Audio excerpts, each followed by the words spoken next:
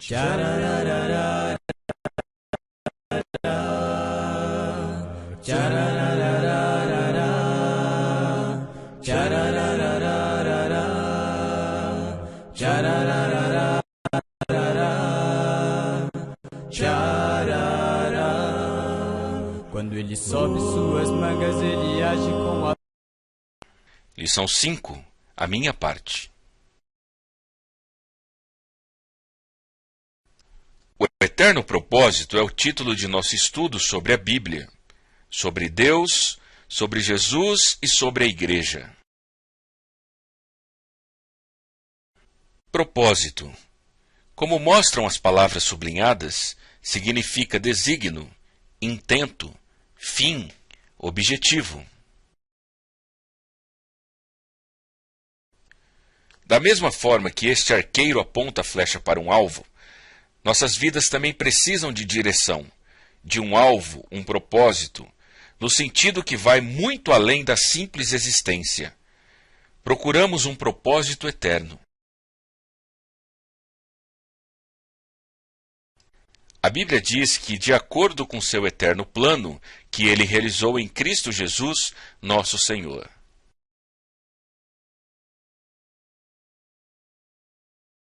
O eterno propósito tem 5 partes: a parte da Bíblia, a parte de Deus, a parte de Jesus, a parte da Igreja e, por fim, a minha parte.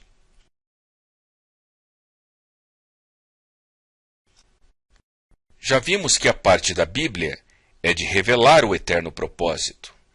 A parte de Deus é a de preparar o eterno propósito. A parte de Jesus é a de cumprir o eterno propósito. E a parte da Igreja é a de declarar o eterno propósito. Este esboço mostra que a Bíblia revela que Deus preparou, que Jesus cumpriu e que a Igreja declara o eterno propósito. Mas talvez você esteja se perguntando: qual é a minha parte no eterno propósito?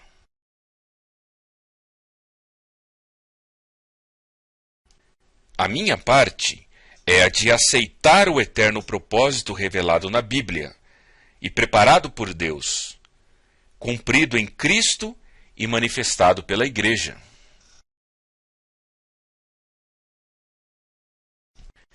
Mas por que aceitar o eterno propósito?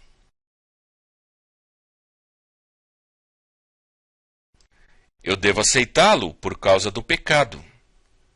O pecado mancha o propósito eterno de nossas vidas. Há um propósito, um desígnio, um intento, um fim, um objetivo para as nossas vidas. Mas o pecado estraga tudo.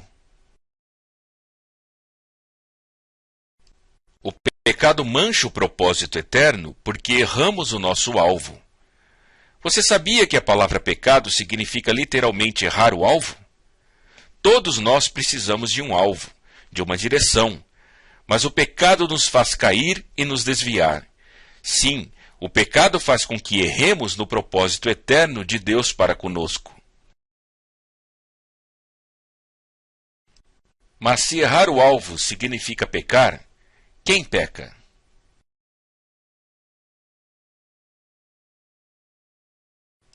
A Bíblia declara que todo mundo peca. O apóstolo João, em sua primeira epístola, no capítulo 5, verso 19, diz: Sabemos que somos de Deus e que o mundo todo está sob o poder do maligno.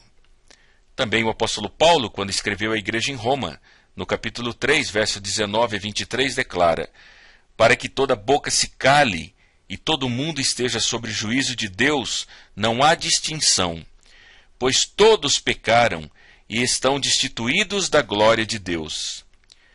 Veja com quanta clareza a Bíblia quase nos choca com esta afirmação. Todo mundo peca. E eu? Com igual clareza, a Bíblia diz que peco e que não adianta negar isso ou pensar de outra forma. Todo mundo, inclusive eu, cometo pecado. Veja o que diz o livro de Eclesiastes, capítulo 7, verso 20. Todavia, não há um só justo na terra, ninguém que pratique o bem e nunca peque. De novo, o apóstolo João, na sua primeira epístola, no capítulo 1, verso 8 e 10, fala: se afirmarmos que estamos sem pecado, enganamos a nós mesmos. Se afirmarmos que não temos cometido pecado, fazemos de Deus um mentiroso. Veja o que diz o Evangelho de Lucas, capítulo 18, verso 13. Mas o publicano ficou à distância. Ele nem ousava olhar para o céu, mas batendo no peito dizia: Deus, tem misericórdia de mim, que sou pecador.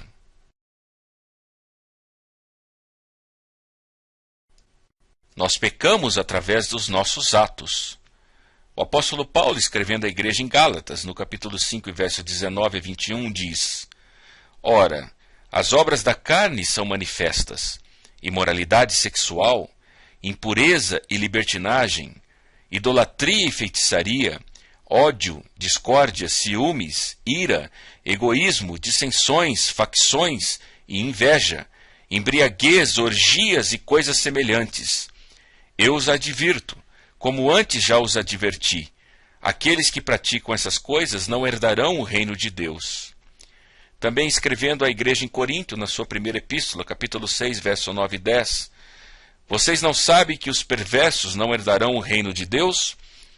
Não se deixe enganar, nem imorais, nem idólatras, nem adúlteros, nem homossexuais passivos ou ativos, e nem ladrões, nem avarentos, nem alcoólatras, nem caluniadores, nem trapaceiros herdarão o reino de Deus. Se tenho pensamentos pecaminosos, estou pecando.